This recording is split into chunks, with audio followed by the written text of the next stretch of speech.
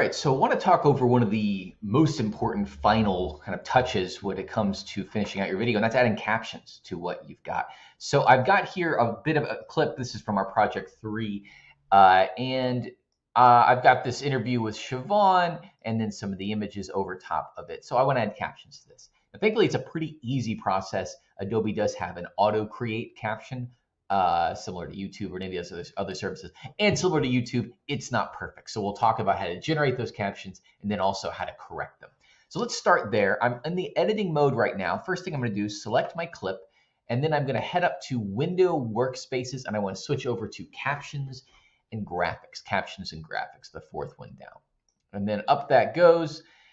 And okay, I'm in this new mode. I've got some essential graphics over here, but still doesn't immediately come up with what I want, and that's because I have to pull up the correct panel. That's called text over here. You can also get there through the drop menu, but I'll just select text. And I see up here transcript, captions, graphics, etc. So it looks like even though I selected it, there we go. I re-click it. That seems to bring it up, and then I'll go ahead and hit this button, transcribe sequence.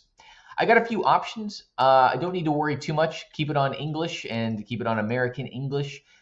Label speakers. Now, your piece will probably have multiple speakers. I don't recommend this, especially for how we're going to play it. It just doesn't make a lot of sense. And then audio and track. That could be important as well. That's why I recommend keeping all of the A-roll on one track. This can be nice. That way, your captions aren't responding to like B-roll, to chatter, to things like that.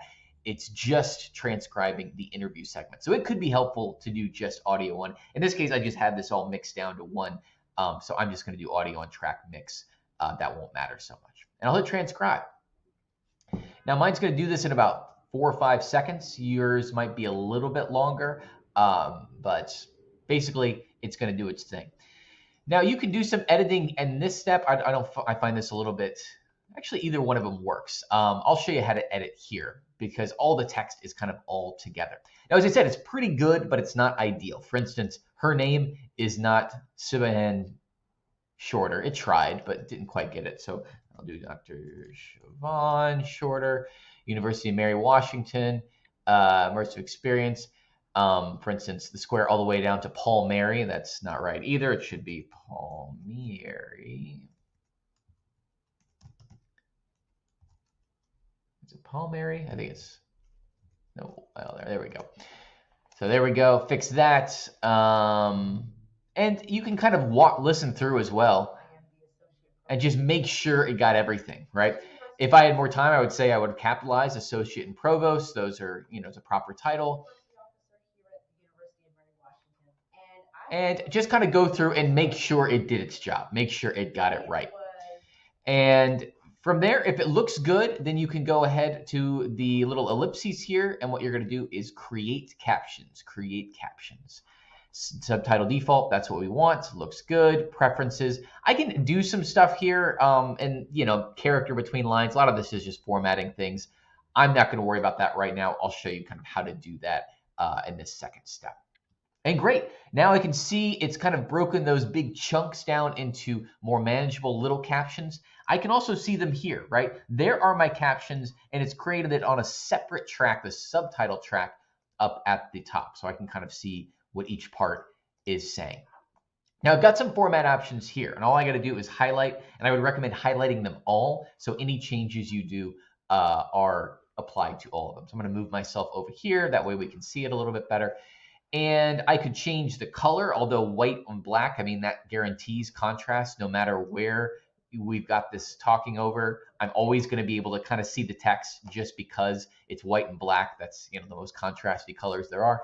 But you can go a little further. Say, I want to add a little more background. I could add a box there, change the opacity there. I can also adjust the size, maybe make the captions a little bit bigger. And then finally, change my font, right? I've been using this Open Sans for everything, so maybe I'll stick that way so it has a consistent look to it. Basically all the text formatting options you have those available again as well. So you can go through there, watch through them, make sure, as you see there, like in terms of the captions, they work just like any other file, right? So for instance,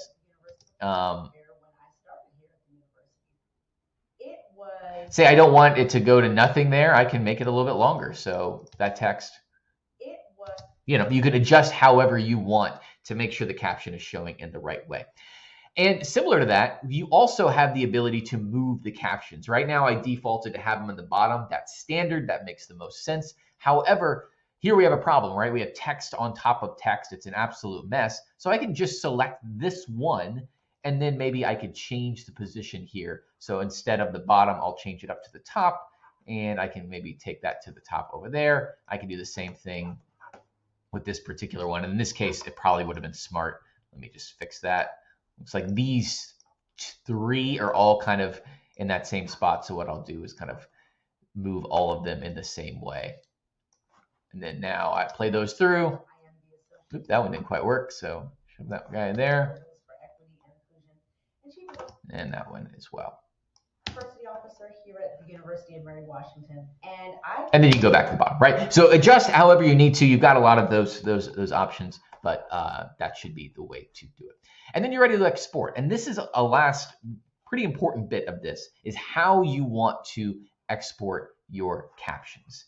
And what you want to do is, let me make sure, here they are, under the captions option.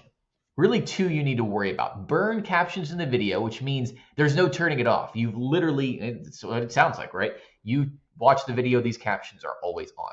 You can also do what's called a sidecar file, and this is what I would recommend you use. And that just allows, it's a transcript that you can upload to like YouTube or any other service, and it allows that turning on and off option. So if I create the sidecar file, let me go ahead and export that. And what it's going to create for me as I go to my folder is two files, right? You're going to have both the final video file. I probably should have called this something more specific, but let's see, desktop interview. Oh, I guess I say it's the desktop. There we go. But there we have the interview, and then I have this SRT file. That's my sidecar file there. And so that's what you can then upload with it. I think that's the way I would prefer you go. So you submit both of those things, so you have the subcaption or the subtitles and that at the same time. Okay, and that's all.